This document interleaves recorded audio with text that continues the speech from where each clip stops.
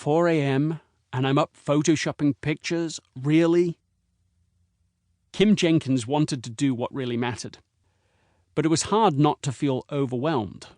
For one thing, the university where she worked was undergoing an immense expansion. The client base had doubled in the last few years, but they were operating with virtually the same staff and resources as before.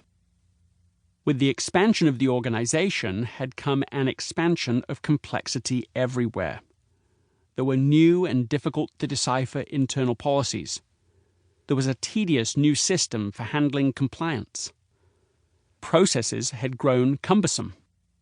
And now all of their projects and programs took more energy and time.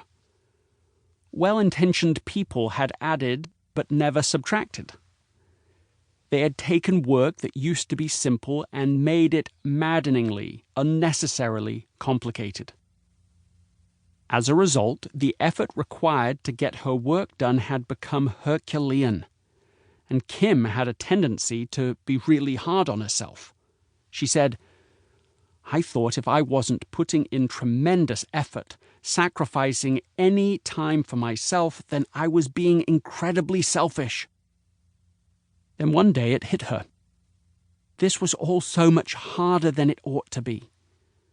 And with that realization, she said, I could see it all for what it was, layers and layers of unnecessary complexity. I could see how it was expanding all the time and how I was suffocating underneath all of it. She decided it was time to make a change. When faced with a task that felt impossibly hard, she would ask, "Is there an easier way?" She soon had the opportunity to put this method to the test when a faculty member called her and asked if she could have her videography team record a full semester of a class. In the past, she would have jumped in with both feet, put her team to work for 4 months, and looked for ways to go above and beyond, adding music, intros and outros, and graphics. This time she wondered if there was an easier way to get the desired results. A brief conversation revealed that the videos were intended for a single student who couldn't make every class due to a sports commitment. He didn't need a highly produced recording with lots of bells and whistles. He just needed a way to avoid falling behind in his class. So she thought, what if they simply asked another student to record those lectures on a smartphone? The professor was delighted with the solution, Kim said.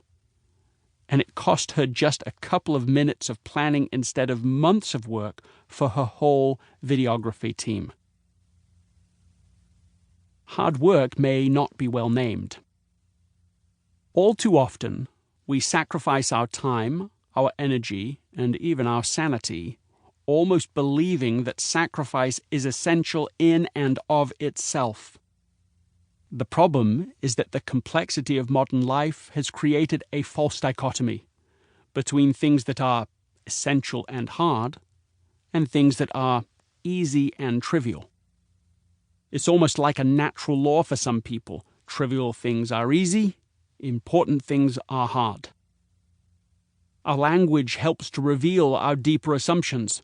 Think of these revealing phrases. When we accomplish something important, we say it took blood, sweat, and tears. We say important achievements are hard-earned, when we might just say earned. We recommend a hard day's work, when day's work would suffice. Then there are ways our language betrays our distrust of ease. When we talk of easy money, we are implying it was obtained through illegal or questionable means. We use the phrase, "that's easy for you to say," as a criticism, usually when we are seeking to invalidate someone's opinion. It's curious to me how we default to saying things like, "It won't be easy, but it's worth it," or "It's going to be really hard to make that happen, but we should try." It's like we all automatically accept that the right way is inevitably the harder one. In my experience, this is hardly ever questioned. Indeed, if you do challenge this sacred cow, it can be uncomfortable. We don't even pause to consider that something important and valuable could be made easy.